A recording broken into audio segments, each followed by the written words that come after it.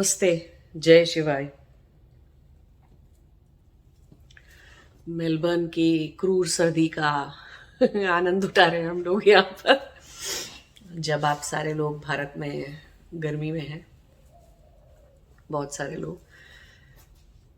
आज हम बात करते हैं एक बहुत ही अच्छे टॉपिक के ऊपर, और एक ऐसी समस्या है जिससे बहुत सारे लोग आज की डेट में ग्रसित हैं। बहुत सारे ऐसे लोग मेरे पास भी आते हैं। तो वो समस्या क्या है कि जीवन में कुछ लोग बहुत संसारी होते हैं, अपने आप को संसारी समझ रहे होते हैं, अपना चल रहे होते हैं जीवन में, अपना जॉब करते हैं, बिजनेस करते हैं, कुछ भी करते हैं, और फिर करते करते अपना जीवन जीते जीते रिश्ते बनाते हैं, हार्ट ब्रेक होता है और शादी हो जाती है, बच्चे हो जाते हैं, अपना चल रहे होते हैं अपने जीवन में, जैसे तैसे चलता रहता है उनका जीवन अपना मजे से। अचानक उनको ना बहुत खतरनाक सा, बहुत ही गहरा सा, बहुत भयंकर सा, बहुत ही उनके बिल्कुल दिमाग के बाहर का फट जाने जैसा स्पिरिचुअल एक्सपीरियंस हो जाता है उनको, आध्यात्म का एक्सपीरियंस हो जाता है अचानक से। अब वो सोचते हैं उससे उनका पूरा जीवन बिल्कुल अजीब हो जाता है, अपसाइड डाउन हो जाती है लाइफ पूरी की पूरी। क्योंकि वो पहले तो कहाँ अपना आराम से जॉब पे जा रहे थे, अब बिजनेस कर रहे थे, अब उनके अंदर बहुत तीव्रता से वैराग दिखाई देता है उनको अचानक से दिखाई देता है, अरे ये सब क्या है, बेकार का नाटक, कितने बेकार के लोग हैं आसपास, सब ये मैं ये क्या कर रहा हूँ, या ये मैं क्या कर रही हूँ, ये सब कुछ क्यों कर रही हूँ मैं ये सब कुछ, ऐसे करके उनकी पूरा दिमाग का, हृदय का परिवर्तन हो जाता है उनके अंदर। उनकी बुद्धि में, ऐसे कहना चाहिए, एक बल्ब जैसा चल जाता है, ट्यूबलाइट चल जाती है अचानक से कि अरे ये क्या हुआ अचानक से। और बहुत सारे लोगों में बहुत सारी दिव्य भाव भी आ जाता है, दिव्यता भी आ जाती है, डिविनिटी आ जाती है उनके अंदर। अपने उस एक्सपीरियंस की वजह से अचानक से वो बहुत भक्त भी हो जाते हैं कई बार। कुछ लोग बहुत सीरियसली साधना भी करने लग जाते हैं, और कुछ लोग को जब वो दूसरे लोगों को बताते हैं, अब अगर भारत जैसे देश में रहते हैं तो दूसरे लोगों को बताते हैं तो दूसरे लोग सोचते हैं कि अरे ये तो बहुत बड़े महानुभाव है, बहुत बड़े कोई पहुंची हुई आत्मा है, जो कि जिनको कि ऐसा दिव्य ज्ञान का या दिव्यता का ऐसा प्रत्यक्ष हो गया जिनको, या भगवान से उन्होंने मिल लिया, या कोई वो जरूर अच्छी आत्मा है कोई कहीं की, तो इसमें तो कोई शक नहीं कि वो अच्छी आत्मा है, तपस्वी आत्मा है ना। तो ऐसे करके बहुत सारे लोग भी उनके पास आ जाते हैं, उनके ज्ञान के प्रभाव से, उनके तेज के प्रभाव से आ जाते हैं। और कई बार ऐसे लोगों के अंदर कुछ बहुत जो है अलौकिक टाइप की सिद्धियां भी जाग जाती हैं, उनके अंदर सिद्धियां भी आ जाती हैं कि इस एक इवेंट से, एक अध्यात्म के प्रत्यक्ष से, गहरे अनुभूति से, है ना, डायरेक्ट एक्सपीरियंस से कुछ लोगों के पास बहुत सारी सिद्धियां आ जाती है, ज्ञान की सिद्धि आ जाती है, कुछ लोगों की किसी को छूकर बीमारी को ठीक करने की सिद्धि आ जाती है, और बहुत सारी सिद्धियां आ जाती हैं, जैसे भूत प्रेत देखने की, भगाने की, और सारे तरह के अलग अलग टाइप के जो भी उनकी सिद्धियां उनकी तपस्या के अकॉर्डिंग होती हैं, वो सब आ जाती है उनके पास, ये भी हो जाता है। और अगर बाहर के देशों में देखा जाए, कोई बाहर के देशों में है अगर, और वहां पर उनको ऐसा कोई बहुत विलक्षण सा एक्सपीरियंस हुआ या कुछ हुआ, तो अब वो तो उनके बिल्कुल समझ के परे होता है, ठीक है। क्योंकि हम तो फिर भी भारत में रहते हैं, सनातन धर्म, वैदिक धर्म, हिंदू धर्म का पालन करते हैं, और लोगों को देखते हैं, तो हमको इतनी बड़ी बात नहीं लगती कि अगर किसी को समाधि का या किसी को भगवान का प्रत्यक्ष हो गया या कोई दिव्य अनुभूति हो गई, तो हमको कोई इतनी बड़ी, मतलब हमारे लिए वो उतनी, हमारी संस्कृति है उसके हिसाब से वो इतनी अजीब चीज नहीं है। लेकिन बाहर कोई रहता है तो उसको तो लगता है पता नहीं क्या अजीब हो गया उसके साथ। क्यों? कि उनके धर्म की शिक्षा के हिसाब से, कैथोलिक धर्म की शिक्षा के हिसाब से, क्रिश्चियनिटी की शिक्षा के हिसाब से, या कोई भी और उनका धर्म है, कुछ भी है, उसकी शिक्षा के हिसाब से तो वो सब कुछ होना नहीं चाहिए था उनको, कभी हो नहीं सकता ऐसे किसी को भी। वो तो सिर्फ एक बार उनके जो भी भगवान है, और जो भी जिनको भी वो भगवान मानते हैं, तो उनको ही हुआ था बस, और उन्हीं को हो सकता है, बाकी सब तो पापी आत्माएं हैं, वो तो कभी किसी आत्मा को कुछ और कभी मिलेगा नहीं, दिव्यता की कोई अनुभूति होगी नहीं, ठीक। तो ऐसे करके उनकी शिक्षा के हिसाब से, उनके ज्ञान के हिसाब के पैरामीटर में वो सब जो उनको हुआ होता तो बिल्कुल ही फिट नहीं होता, तो और भी ज्यादा घबरा जाते हैं। फिर वो ढूंढते ढूंढते ढूंढते ढूंढते किसी तरह से हमारे वैदिक शिक्षा, हमारे भारत की शिक्षा, और योग शास्त्र और योग ध्यान, ये सब चीज की तरफ मुड़ जाते हैं, और मुड़ जाते हैं तो कोई गुरु मिल जाता है, कुछ हो जाता है, तो ऐसे चलने लग जाते हैं अपना। नहीं तो कुछ लोग जो होते हैं बाहर के लोगों को, क्योंकि ऐसा दिव्यता का उनको एक्सपीरियंस हुआ, तो मतलब ऐसे बहुत सारे लोग बोलते हैं, बताओ कि हमारे तो मतलब कहीं पे धर्मशास्त्र में ऐसा नहीं लिखा है किसी को ऐसा एक्सपीरियंस होगा और आपको हो गया है, आप बड़ी महान आत्मा है और बड़े महान इंसान है। तो अचानक से कॉन्ट्रास्ट में वो और भी ज्यादा महान दिखाई देने लग जाते हैं। तो बहुत सारे लोग ऐसे गुरु बन जाते हैं। बहुत सारे ऐसे लोग जिनको एक बार कोई बहुत छोटी सी समाधि लगी, समाधि का कोई बहुत छोटा सा, कुछ पलों का, कुछ क्षणों का, एक दिन का, कुछ मिनट का एक्सपीरियंस हुआ ऐसा, जिसने उनके जीवन को पूरी तरह से बदल के रख दिया। इस चीज को कुंडलिनी का जागना भी कह सकते हैं। तो कुछ भी जो भी एक्सपीरियंस हुआ, किस वजह से हुआ वो बात नहीं कर रहे हैं कि विज्ञान में कोश में कुंडलिनी चली चढ़ गई और फिर ये चक्र खुल गया, वो चक्र खुल गया, ऐसे हम टेक्निकल बात नहीं कर रहे हैं। हम पूरा एक एक्सपीरियंस की बात कर रहे हैं कि किसी भी वजह से हुआ वो एक्सपीरियंस, आफ्टर ऑल हुआ, सही हुआ। तो उसके बाद बहुत सारे लोग गुरु बन जाते हैं। भारत में भी ऐसा होता है कि लोग समझते हैं कि हाँ ठीक है, ये तो बहुत दिव्य आत्मा है, ये तो कहीं से आई, तो लोग अपने आप लोग आने लग जाते हैं, पहुंचने लग जाते हैं, और आप ना भी चाहें तो, लेकिन कुछ जो बुद्धिमान होते हैं वो भाग जाते हैं लोगों से और वो गुरु बनना स्वीकार नहीं करते, क्योंकि कहीं ना कहीं उनको पता रहता है उनकी यात्रा पूरी नहीं हुई। तो ये जो एक एक्सपीरियंस हुआ, सडन स्पिरिचुअल एक्सपीरियंस हुआ, कुछ लोगों को बचपन में हो जाता है, कुछ को टीनेज में हो जाता है, कुछ को और जीवन में कभी भी हो जाता है। तो जो कभी भी हुआ उससे कोई मतलब नहीं, किस उम्र के थे आप, उससे कोई लेना देना नहीं है आपका। और आप इस देश में रहते हैं, या उस देश में रहते हैं, किस जगह के देश धरती में और समाज में और सामाजिक व्यवस्था में आप रहते हैं, उससे भी कोई मतलब नहीं है आपका। मेन बात है कि आपको ऐसा हुआ। पहली बात तो क्यों हुआ, बहुत सारे लोगों का क्वेश्चन होता है क्यों हुआ। ये क्यों हुआ का क्वेश्चन सिर्फ वही लोग पूछ रहे हैं जिनके अंदर आज्ञा चक्र पूरी तरह से खुला नहीं, या जिनके अंदर अपने ही अंदर गुरु चक्र खुला नहीं, गुरु तत्व जागा नहीं। वही पूछेगा कि क्यों हुआ। जिनका जाग गया, जिनका आज्ञा चक्र खुल गया इस जन्म में, अल्प समाधि के लगने से, छोटी सी समाधि के लगने से, जिनका गुरु चक्र खुल गया, आज्ञा चक्र पूरा खुल गया, वो ये प्रश्न किसी से नहीं पूछते। क्यों? कि जब वो खुल जाता है तो उनको ये दिखाई दे जाता है, उनको ये पता चल जाता है कि ये उनकी पूर्व जन्म की तपस्या का फल है। जब कर्मों का वेग थोड़ा कम हो गया तो तपस्या फलीभूत हो गई। आप वहीं पर आ गए बेस लाइन पे, जो पिछले जन्म की तपस्या में जहां तक आप पहुंचे थे, फिर आपका देह त्याग हो गया था, तो उसके बाद आपकी जितनी आगे की तपस्या है वो आप बाद में करोगे, लेकिन पिछले जन्म की तपस्या कहीं नहीं जाती। तपस्या को आप जितना अपने तपस्या से जितनी चेतना, जितनी बुद्धि, जितनी प्रखरता पे पहुंचा होता है, जिस भी जगह पे आपने अपनी तपस्या के फल स्वरूप जितनी योग की यात्रा पूरी कर ली होती है, वो कहीं जाती नहीं है, खोती नहीं है। वो जन्म बदलने से, शरीर बदलने से वो कुछ भी खोता नहीं है। तो इस जन्म में वो आपको हो गया। तो वो हो गया का ये मतलब नहीं है कि अब आप दिव्य हो गए और आपने अहंकार बना लिया और अब आप अपने आप को महान समझ लिया और अब आपने अपने आप को गुरु समझ लिया और आप जीवन में खेलना शुरू हो गए गुरु की तरह। क्यों? कि इस तपस्या से जो फल मिला, कोई ये क्वेश्चन पूछ सकता है। बहुत सारे लोगों को यही भ्रांति हो जाती है कि जैसे कि अब उनको ने वो परमानंद महसूस कर लिया है ना, समाधि के फल स्वरूप जो उन्हें मिला, आनंद मिला, तो परमात्मा से मिल लिया, परमात्मा का परमानंद उनको मिल गया, आनंद में वो रह लिए, सिद्धियां उनको आ गईं, तो अपनी योग की यात्रा खत्म हो गई है और अब तो मैं महान दिव्यात्मा हूं, दिव्यात्मा की तरह से मैं जीता रहूंगा और मुझे अब अपनी कोई तपस्या या योग की यात्रा करनी नहीं है आगे कुछ। तो वो अंत था, जो फल स्वरूप मिला है इस जन्म में वो अंत था। ये समझने की गलती करना सब बहुत भारी पड़ता है बहुत सारे लोगों को।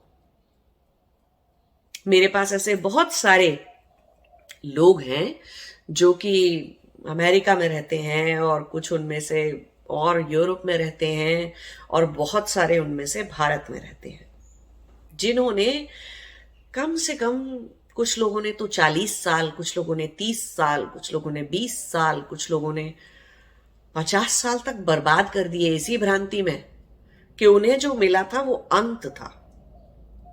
उनका जो वो एक्सपीरियंस था वो उनकी योग की यात्रा का अंत था। उनको मोक्ष मिल गया है, ऐसी भ्रांति उनको हो गई। और उन्हें इतने साल निकाल दिए, इतने साल बर्बाद कर दिए पूरे, बिना कुछ किए। कोई योग की यात्रा नहीं करी उन्होंने उसके बाद, अपने आप को पूरा समझ लिया।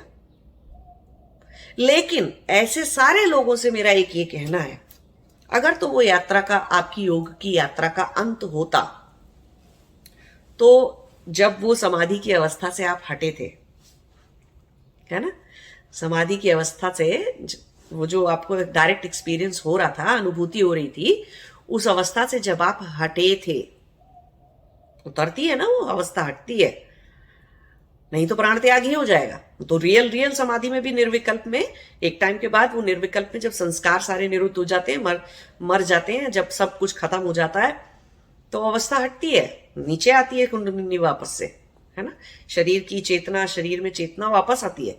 और नहीं आती जिनकी, तो चले जाते समाधि में। तो चले तो गए नहीं, आप में से इतने सारे लोग जिनको ये ऐसा एक्सपीरियंस हुआ, चले गए क्या? नहीं चले गए। तो चले जाते तो भी फिर भी मान लेते कि चलो कुछ पूरा हो गया। लेकिन जब वो समाधि की अवस्था उतरी और बाहर आए आप उसमें से, चलो कुछ लोगों को 3 दिन लगे होंगे बाहर आने में, कुछ को 3 घंटे लगे होंगे बाहर आने में, कुछ को क्या बोलते हैं 2-3 साल भी लग सकते हैं बाहर आने में उस अवस्था से। चलो कितनी भी देर बाद बाहर आए, डजंट मैटर, ठीक है, कितनी भी देर के बाद आप बाहर आए, लेकिन बाहर आने के बाद आपने ये महसूस किया, ये इस बात पर ध्यान दिया कि दुख वापस आ गया, हर तरह के दुख वापस आ गए।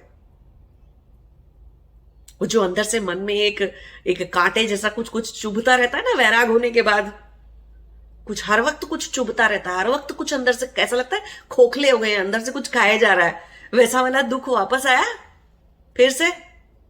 वो जो अंदर एक कुछ पा लेने की, कुछ ढूंढ रहे थे, कुछ किसी चीज में मर्ज हो जाने की और विलीन हो जाने की, वो जो एक अंदर से एक अजीब सी तड़प थी, एक अजीब सी वो जो एक लॉन्गिंग थी, वो वापस आई। दुख तकलीफें वापस आई, आनंद चला गया। कैसे चला गया आनंद?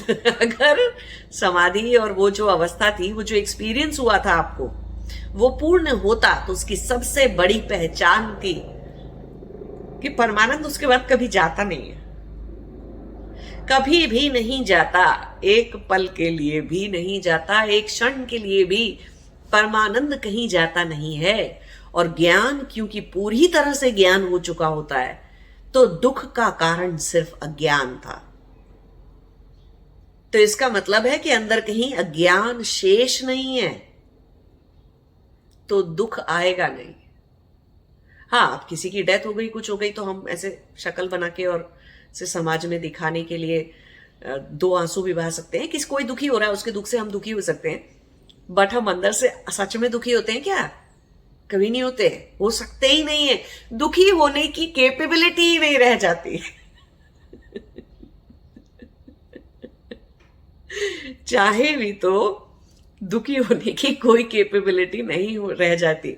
खुद बीमार हो जाए तो भी हंसी आती है, तो भी हंस लेते हैं, तो भी आनंद में ही रहते हैं। अंदर से मन में कोई दुख आता ही नहीं है। तो एक ये सबसे बड़ी पहचान है, आनंद का कभी विलुप्त ना होना। जीवन के किसी भी कठिन से कठिन परिस्थिति से भी गुजर रहे हो, आनंद विलुप्त नहीं होता। अंदर से सच में दुख कभी नहीं आता, आ सकता ही नहीं है। दुख का कारण अज्ञान है, अज्ञान रहा ही नहीं, शेष ही नहीं है, तो दुख कैसे आएगा, है ना। आज शरीर को भी जो भी कष्ट आते हैं, शरीर में बीमारी भी आ सकती है, शरीर में कोई, जैसे अभी थोड़े दिन पहले मेरा हाथ कट गया था, अंगूठा कट गया था, तो ऐसे कुछ दुर्घटना हो सकती है, कर सकते हैं। लेकिन दुखी होते हैं क्या उससे? नहीं, दुखी नहीं होते हैं, दुख नहीं आता है, परमानंद नहीं जाता है। जितना वो उस पहले समाधि के पहले पल, पहले क्षण समाधि जब से शुरू हुई थी, तब जितने आनंद से विभोर हुए थे, जितना उस आनंद में लीन हुए थे, जितना उस आनंद में बह गए थे, घुल गए थे, जितने उस परमात्मा में विलीन हो गए थे, बह गए थे, जितने जितने आंसू खुशी के तब बह लिए थे, उतने ही किसी भी दिन किसी भी क्षण बह सकते हैं। इतना गहरा आनंद होता है वो, इतना ज्यादा आनंद होता है वो। दुनिया का कोई भी आप और कैसे एग्जाम्पल देंगे ना, तो उसके लिए कोई दुनिया का सबसे बड़ा नशा उठा लीजिए आप, सबसे बड़ा नशा है वो परमानंद। इतना ज्यादा आनंद होता है, संभाले नहीं संभलता ना, ज्यादा आनंद होता है, और वो तो कभी जाता नहीं। समाधि अगर संपूर्ण हो गई, तो समाधि संपूर्ण होने की एक पहचान क्या है कि दुख नहीं आता और आनंद कभी जाता नहीं है। एक ये पहचान है। दूसरी सबसे बड़ी पहचान क्या है? अपने बारे में संपूर्ण ज्ञान होना। मेरे कितने जन्म थे, मेरे कितने माँ बाप थे, मैंने किस जन्म में क्या किया, मैंने कौन से कर्म बनाए, क्यों बनाए, कौन सा ज्ञान मेरे अंदर क्या करने पर मुझे वशीभूत कर रहा था, कौन सा ज्ञान मुझे कहाँ ले गया और मैंने क्या किया और क्या नहीं किया। सारा अपना ज्ञान और अपना खुद का ड्रामा और अपना ज्ञान से होने वाले सारे खेल, सब बिल्कुल पारदर्शी तरीके से सब कुछ ज्ञात हो जाता है, सब कुछ दिख जाता है, सब कुछ परसीव हो जाता है। अपने अस्तित्व के बारे में संपूर्ण ज्ञान हो जाता है, अपनी अलग अलग कोशाओं का सारा ज्ञान हो जाता है, चैतन्य का पूरा ज्ञान हो जाता है, चेतना का पूरा ज्ञान हो जाता है, आत्मा का, आत्मा के अस्तित्व का पूरा ज्ञान हो जाता है, परमात्मा के अस्तित्व का पूर्ण ज्ञान हो जाता है। बुद्धि बुद्धा हो जाती है। बुद्धि इतनी सारी 1000 मिलियन गजिलियन वॉट की लाइट्स जल जाती हैं, ऐसे समझ लीजिए आप उसके अंदर। और अपना हो जाता है तो दूसरों का भी हो जाता है। किसने क्या कर्म करके, क्या जन्म में क्या भुगत के, क्या कर्म बनाए थे, कौन क्या क्यों भोग रहा है, किसके अंदर कौन सी वृत्तियां हैं, कब निकलेंगी, कैसे निकालेंगे, किसको कैसे गाइड करना है, कौन क्या चीज के वशीभूत होकर क्या कर रहा है और क्या नहीं करेगा, वो सब कुछ दिख जाता है। देखना नहीं चाहे वो एक अलग बात है, लेकिन दिख जाएगा। देखेंगे तो दिख जाएगा, सबका सब कुछ दिख जाएगा, सबका सब कुछ पता चल जाएगा अगर पता करना चाहते हैं। अब ब्रह्मांड में कोई बहुत सारे गुप्त रूप के और बहुत सारे ऐसे गूढ़ ज्ञान रहते हैं, छुपे हुए ज्ञान भी रहते हैं ब्रह्मांड में, जो कि इस युग के लोगों में किसी के काम के नहीं है, तो हम उसको लेके क्या करेंगे ना। हमारा तो मोक्ष हो गया अपना खुद का, तो लेके क्या करेंगे। लेकिन फिर भी कोई आता है, कोई किसी को देना होता है, किसी को मिलना होता है, तो ऐसे सब ज्ञान की भी प्राप्ति हो जाती है। बहुत ही अलौकिक, बहुत ही विचित्र तरीके के ज्ञान की, जो कि आपके सोच के, समझ के, हर चीज के बिल्कुल परे है। आप कभी ऐसे सोच भी नहीं सकते। ऐसी ऐसी तरीके की चीजों के ज्ञान की प्राप्ति और सिद्धियों की प्राप्ति हो जाती है, जो कहीं लिखी नहीं होती चीजें, जो कहीं बताई नहीं होती, जिनके बारे में कभी कोई बात भी नहीं कर सकता। ऐसी ऐसी चीजों की ज्ञान की प्राप्ति और सिद्धियां हो जाती है। क्यों? देनी होगी किसी को, करना होगा कोई काम, तो उसकी वजह से हो जाती है। या ऐसे ही मन में जिज्ञासा आ गई, तो कोई भी प्रश्न आया, जिज्ञासा आई, तो उसका उत्तर आ जाता है फटाफट से।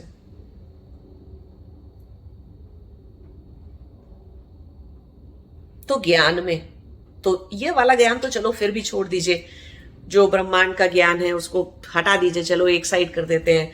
बहुत सारे देवी देवताओं का, शक्तियों का जो ज्ञान है, चलो उसको भी हटा दो आप। कम से कम अपने ज्ञान की, अपने अंदर अपने आपने क्या किया, कौन सा ड्रामा, कौन सा खेल रचाया, कौन से कर्म कहाँ किए, क्यों किए, कितने अज्ञानवश कितना संसार, कितनी माया रचाई।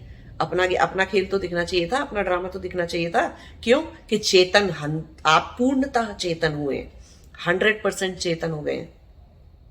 समाधि लगी थी, अगर वो पूर्ण था वो एक्सपीरियंस, तो फिर अब आप 100% चेतन है। 100% चेतन हो जाने का क्या मतलब है? आपके अंदर आपके जीवन का और अस्तित्व का कोई इतना सा 0.0000001% भी पार्ट आपके अंदर अननोन बचा है क्या, जो आप अपने बारे में नहीं जानते? बचा है कुछ भी ऐसा? आपको सोचने से समझ में आता है आपने कितनी बार चिड़िया बना था, कितनी बार कब की सब चीजें पता चलती हैं आपको अपने बारे में, क्या बन के, क्या कर्म, क्या भोग किए थे।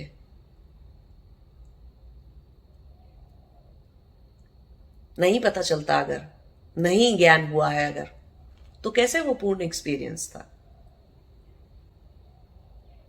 पूर्णता कहां थी फिर वो? तो वो जो आपको एक वन टाइम स्पिरिचुअल एक्सपीरियंस हुआ, जिससे आपकी पूरी लाइफ बदल गई, विचारधारा बदल गई, वैराग जाग गया, या जो भी होना था आपके जीवन में हो गया, आपकी कुंडलिनी जाग गई, बहुत सारी चीजें हो गई आपके अस्तित्व में, उथल पुथल मच गई और आपके अंदर एक दिव्य भाव आ गया। तो अब उसमें चलो आ गया तो आ गया, वो शुरुआत है इस जन्म की तपस्या की, वो अंत नहीं है। उसको अंत समझ लेना बहुत बड़ी भ्रांति है, बहुत बड़ा भ्रांति ज्ञान है ये। इसीलिए मैं सारे लोगों को बहुत जोर देती हूं कि दर्शन शास्त्र पढ़ो। क्यों क्यों पढ़ने के लिए बोलते हैं दर्शन शास्त्र? अब जैसे कि वैशेषिक पढ़ लिया आपने, या आपने और सारे दर्शन, पूरे 6 षट दर्शन है हमारे, 6 न्याय दर्शन पढ़ लिया आपने। वो न्याय दर्शन पढ़ने से और वो सब कुछ पढ़ने से आपको क्या समझ में आता है कि मैं अपने ही साथ, अपने ही एक्सपीरियंसेस को लेकर तर्क वितर्क कैसे करूंगा, क्या करूंगी? अरे अपने आप से भी तो ठीक क्वेश्चन पूछोगे तो आंसर आएगा ना। किसी और के साथ हमको बहस नहीं करनी, कि दूसरे का ज्ञान नहीं चेक कर रहे हैं हम न्याय दर्शन पढ़ के और वैशेषिक पढ़ के और ये सारे दर्शन शास्त्र पढ़ के हम किसी दूसरों के साथ बहस नहीं कर रहे, उनका ज्ञान नहीं चेक कर रहे। अरे अपना तो कर रहे हैं, अपना ही तो करना था। और बाकी के दर्शन शास्त्रों को समझना कैसे है, वो सब उसके अंदर लिखा है। उस सब चीजों के लिए पढ़ना पड़ते हैं दर्शन शास्त्र।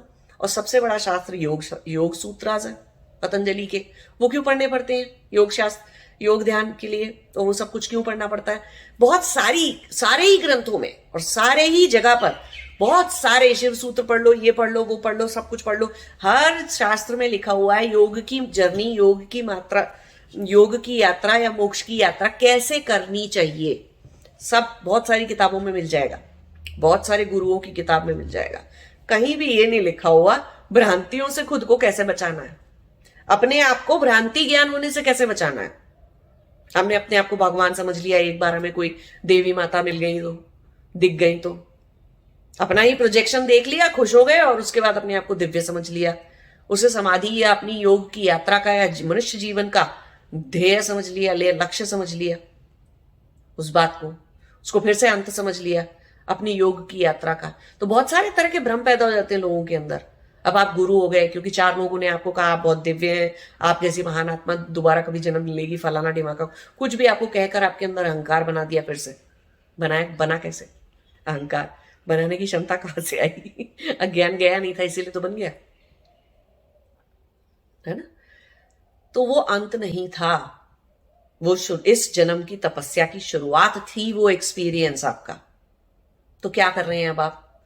किसी गुरु को ढूंढिए, या तो आपका गुरु चक्र खुल चुका है। मेरे साथ तो क्या हुआ कि 2011 में जब मुझे समाधि का ऐसे बिल्कुल ऐसे जैसे मैं बता रही हूँ, बहुत सारे लोगों को हो जाता है एक्सपीरियंस, ऐसे ही मुझे भी समाधि का एक्सपीरियंस हुआ। कुछ पल, कुछ क्षणों के लिए, 15-20 मिनट के लिए मेरी समाधि लगी होगी, नहीं तो और भी कम टाइम के लिए लगी होगी। एक्चुअली टोटल समय जब मैंने देखा तो उतना निकला था, तो लगी होगी। तो उतने में सब कुछ बदल गया, मेरा पूरा जीवन और सब कुछ बदल चुका था।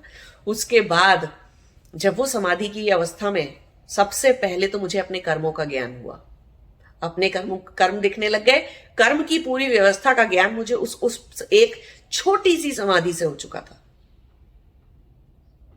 अपने कर्म दिखने लग गए और दूसरों के भी। कर्म की पूरी व्यवस्था, पूरे लॉ में मुझे कहीं कोई डाउट ही नहीं रहा, कहीं कोई गलत बात, कहीं कोई संशय, कोई सस्पिशन, कोई अज्ञान उस बात से लेकर मेरे अंदर बचा ही नहीं था उस छोटी सी समाधि से। और उसके साथ एक सबसे बड़ी चीज क्या हुई थी, क्योंकि अब मेरी तपस्या उतनी गहरी थी पिछले जन्म की, पूर्व जन्म की, कि मेरे पास मेरा वो गुरु चक्र खुल गया। तो अब मैं कोई भी प्रश्न है, मेरे मन में प्रश्न उगता है तो उसका आंसर भी आता है, फिर प्रश्न आता है तो फिर उत्तर आता है, फिर प्रश्न आता है तो उसका उत्तर है। तो मैंने अपनी बाकी की 3.5 साल की योग की जर्नी अपने उस खुले हुए गुरु चक्र से, अपने ही अंदर के ज्ञान से मैंने आगे चल के अपने आप निपटा ली। 3.5 साल लगे मुझे ना, उसके बाद 3.5-4 साल लगे मुझे वो अपनी जर्नी पूरी करने में। लेकिन मुझे वो जर्नी करनी चाहिए, वो ज्ञान मेरे किस प्रश्न से आया? जब मैं उस समाधि की अवस्था से बाहर आई तो मैंने कहा ये इतनी अच्छी अवस्था थी, इतना अच्छा समाधि लग रही थी, अब ये कोई ड्रोन उड़ा रहा नहीं, अच्छा हेलीकॉप्टर, पुलिस का हेलीकॉप्टर और बारिश।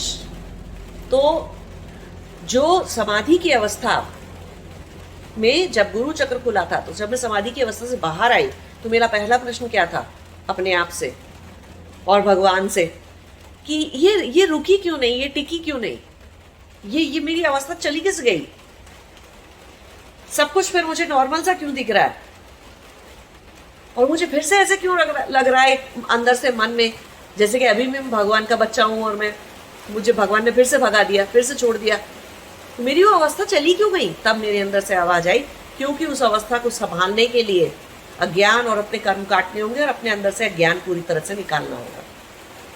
तो मैं समझ गई कि अच्छा अभी मैं इस लायक नहीं बनी कि मैं वो समाधि को पूर्ण कर पाऊँ, वो समाधि की पूरी चेतना को अपने अंदर ग्रहण कर पाऊँ। अभी कुछ है मेरे अंदर से जो जाना बाकी है, बस उसके बाद मैं अपने अज्ञान के पीछे हाथ पैर धोके नहा धोके अपने अज्ञान के पीछे डंडा लेके पड़ गई, ढूंढ के चेतन रह के, और हर वक्त एक छोटी सी वृत्ति को उगने से पहले, वृत्ति के उठने से पहले मुझे पता होता था कि ये वृत्ति उठने वाली है। वो बाद में भाव बनेगी, इमोशन बनेगी, फीलिंग बनेगी, और उसके बाद में वो विचार बनेगी। वो वहां की अवस्था तक तो मैं जाने ही नहीं देती थी उसको, क्योंकि मुझे चित्ताकाश की, चित्त की पूरी सिद्धि हो गई थी उसे एक छोटी सी समाधि से। तो मुझे पता था कि अब क्या उठेगा, क्या हटाना है मुझे। बहुत सारे लोगों का गुरु चक्र ओपन नहीं होता है, नहीं खुलता है।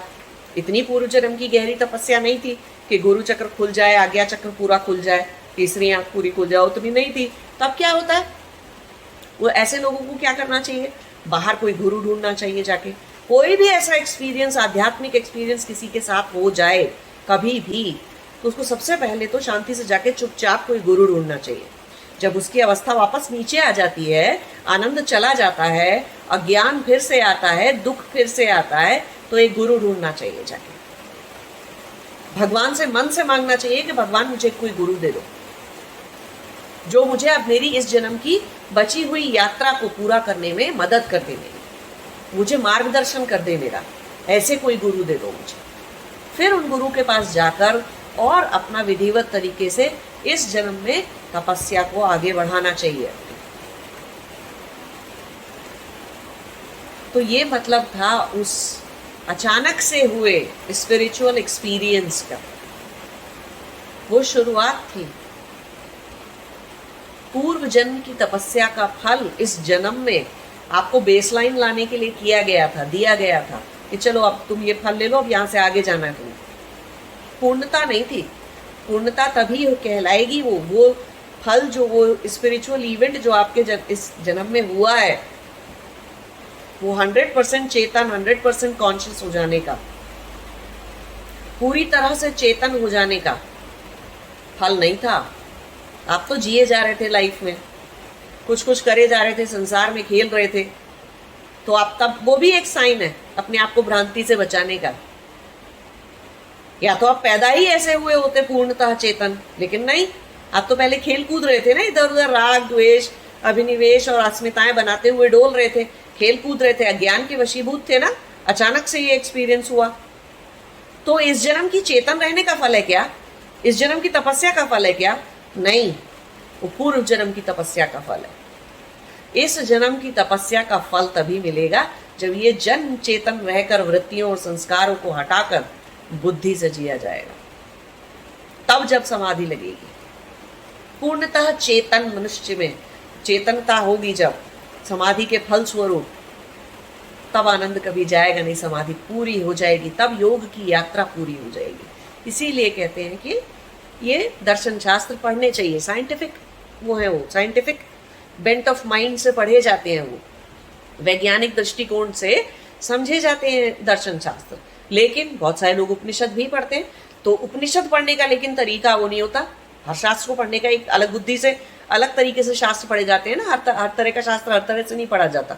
तो दर्शन शास्त्र तो वैज्ञानिक दृष्टिकोण से पढ़ा जाता है, ठीक, दर्शन, लेकिन उपनिषद नहीं पढ़े जाते दर्शन वैज्ञानिक दृष्टिकोण से। अरे क्या क्या, जिनकी समाधि नहीं लगी, ध्यान ही नहीं लगता, धारणा पूरी नहीं है, छोटी छोटी सविकल्प और सविचार और इस तरह की समाधियों में भी जो नहीं गए हैं, तो वो उपनिषद को अगर पढ़ने लग जाएंगे उसकी दृष्टि से, वैज्ञानिक दृष्टिकोण से, तो कितना तर्क वितर्क कर लेंगे, क्या तर्क वितर्क कर लेंगे। जो दिखता ही नहीं है, भगवान दिखता नहीं, आत्मा दिखती नहीं, और सब बहुत सारी चीजें हैं ब्रह्मांड में जो दिखती नहीं, तो उन चीजों के बारे में पढ़ रहे हैं, उन चीजों के बारे में समझ रहे हैं, तो बिना प्रत्यक्ष हुए ज्ञान को अपने अंदर उतारेंगे कैसे? तो सिर्फ गहरे ध्यान से और छोटी छोटी समाधियों को लगा के और गहरे ध्यान में जाकर ही उसको ज्ञान, उपनिषदों को समझा जा सकता है।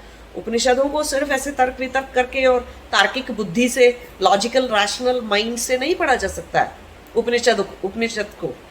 हाँ, दर्शन शास्त्र जितने भी हैं हमारे 6 षड दर्शन जिन्हें हम बोलते हैं, उनको आप अपने उससे पढ़ो, लॉजिकल रैशनल माइंड से पढ़ो, उसको पढ़ा जा सकता है। उपनिषद या तो भक्ति भाव से पढ़े जा सकते हैं और नहीं तो समाधि भाव से पढ़े जा सकते हैं।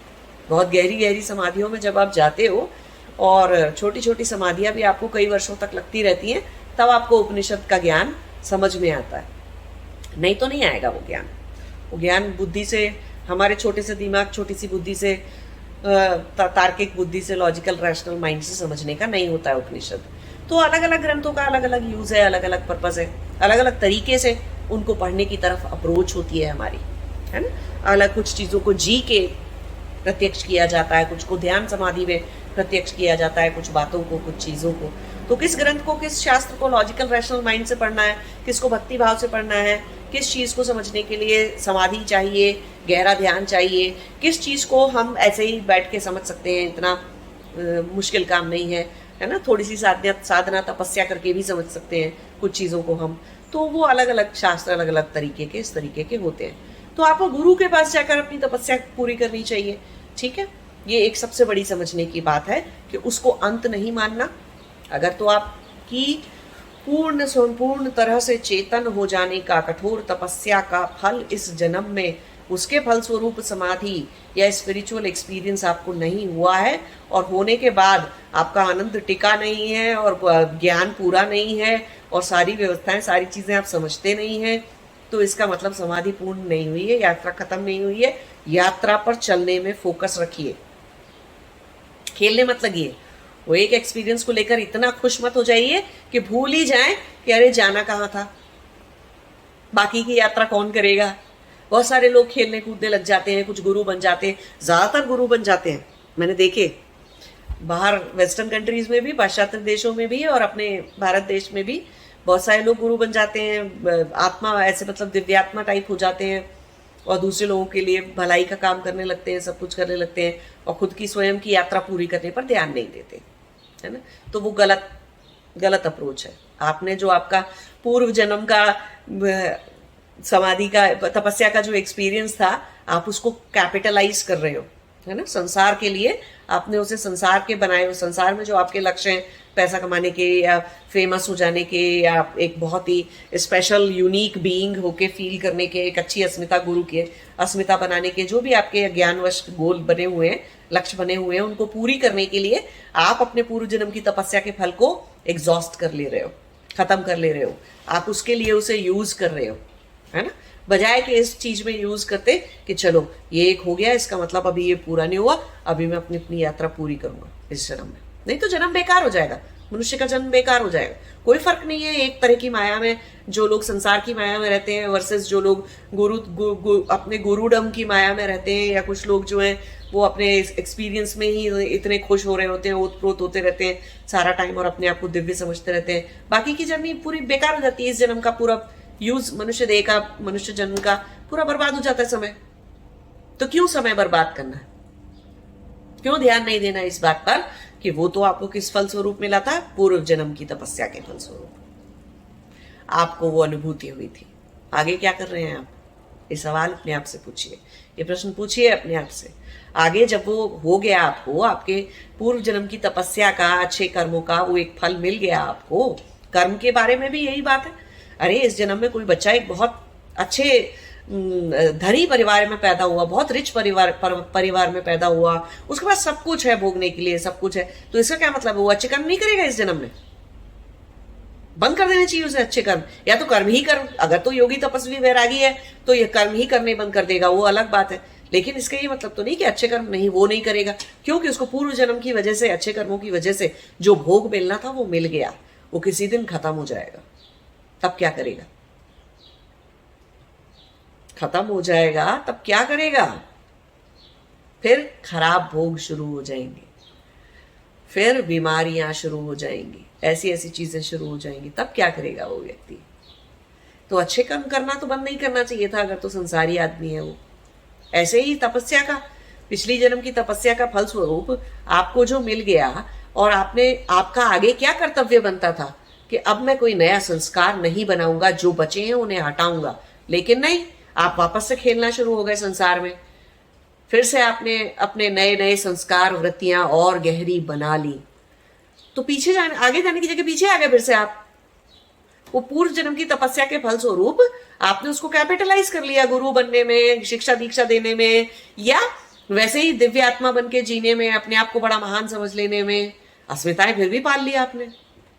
बजाय इसके कि बचे कुचे आप सारी चीजें हटा लेते, बचे कुचे संस्कार हटा के पूर्णतः समाधि को और मोक्ष को प्राप्त हो जाते, उसकी जगह आपने अपने आप को दिव्य समझ के बस वहीं रुक गए आप, और खेलने लगे संसार में, कर्म करने लगे। कर्म तो अच्छे भी होंगे और बुरे भी होंगे, और बहुत तरह के होंगे, मिश्रित भी होंगे। तो जिस तरह के कर्म होंगे, फिर और वृत्तियां होंगी, फिर और संस्कार होंगे, बस फिर और जन्म होंगे। खत्म हो गई बात। सारे बंधनकारी संस्कार हटाए नहीं, कर्म हटाए नहीं, तो फिर से जन्म होंगे। और जन्म और मरण का अगर चक्र चल रहा है तो आप एक बद्ध आत्मा हैं। तो हम थोड़े से एक्सपीरियंस से दिव्य हो गए और हमारे अंदर परमात्मा से हमने मिल लिया थोड़ी सी देर के लिए, लेकिन अगर समाधि पूर्ण नहीं हुई है, कुछ भी पूर्ण नहीं हुआ है, तो समझ के रखिए कि आप अभी भी एक बद्ध आत्मा हैं और आपको आगे जाना है, अपनी समाधि को पूर्ण करना है।